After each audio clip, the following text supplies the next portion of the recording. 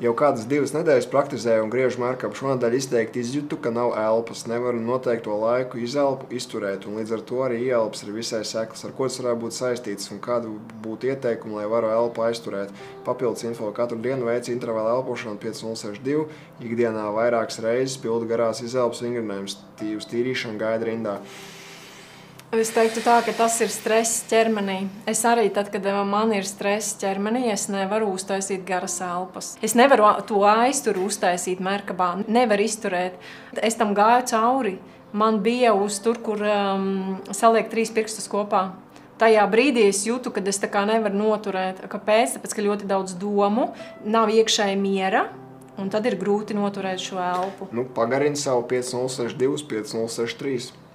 Vai 6-4, paņem 5-5-5, 5 sekundes ielpā, 5 sekundes izelpā, 5 sekundes pauze, trenē. Un tad vēl pamēģini nomaini ķermeņa pozīciju, ja tu to dari sēdus kaut kā, iespējams, tev diafragma ir cieta. Diafragma nosprostojums arī varbūt, cilvēks nevarēs paelpot. Diafragma atbrīvot, varbūt vajag nočekot. Jo tas nav par tādu garīgu attīstību. Es pateicu par diafragmu, tas ir par diafragmu.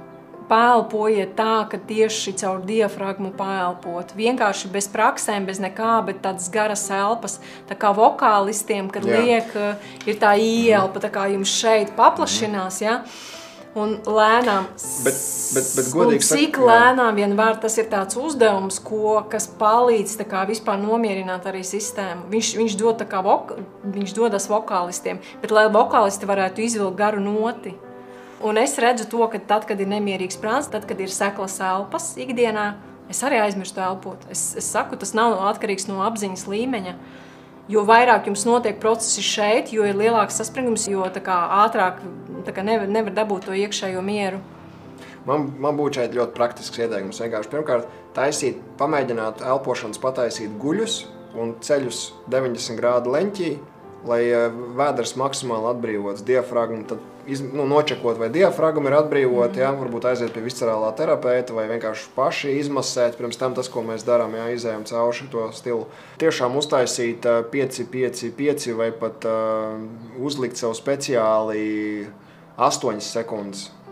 Ja jums ir pieredze 2 gadi dzīves virsotnē, jums ir jāvar 10 sekundes mierīgi ieelpā, 10 sekundes izelpā un 10 sekundes aizturēt. Jums ir jāvar tas. Tas vienkārši liecina par jūsu iekšējo stāvokli. Un tas, ko Inna teica, miers. Ja nav miers, tad ir šis te mandrāža. Bet jums ir jāvar izturēt. Ņemiet Oxygen Advantage, tad paņemiet šo te Patriku Makjonu un sāciet ar to oksī testu vai kā viņi tur taisa. Un sāciet CO2 toleranci trenēt sev. Tas ir praktiskais. Es zinu, kad ir viens cilvēku tips, kamēr viņi ir tādā bišku vāveres ritenī, viņiem ir tendence ar elpu skriet.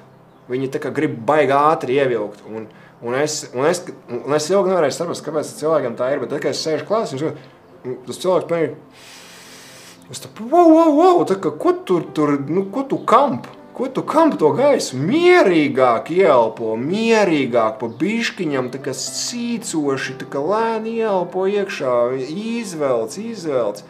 Tajā brīdī kaut kas nāks.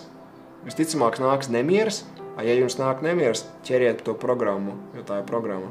Te ir psihoemocionāls coachings vajadzīgs patiesībā, te ir kaut kāda programma, jo tas nav normāli galīgi. Tas ir ļoti, es teiktu, slikti, tas ir reāli, tā kā ir slikti, ļoti maz. Tāpēc kājas, izmasēt vēderu, kājas 90 un uztaisīt apzināti garas ieelpas, garas izelpas un garas pauzes. Un tu būsi pārsteigts, cik patiesībā to var izturēt.